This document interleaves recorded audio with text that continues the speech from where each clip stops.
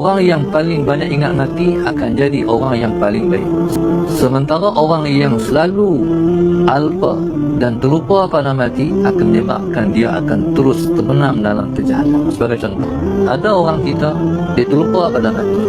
Bila terlupa pada mati ini menyebabkan dalam hidup ni dia menipu orang, dia menzalim orang, dia bohong orang, dia kena orang, dia ambil duit orang. Sedangkan tahu ataupun tidak, itu ialah merupakan dosa besar yang tidak menyelamatkan dia di alam kubur itu. Banyak orang tak semayang juga. Tahu tak benda yang paling besar dosanya ialah meninggalkan semayang. Kenapa dia tak semayang? Sebab dia terlupa sungguh-sungguh mati. Bila masuk kubur dia akan berjumpa dengan sisaan Allah yang sangat berat, tapi dia terlupa sungguh-sungguh mati, menyebabkan dia tak rasa apa pun tinggal di mana. Tapi bagi orang yang ingat mati, dia tak berani langgar sikit pun perintah Allah. Sebab dia tahu kalau aku jatuh kepada perkara yang Allah larang, mati aku esok.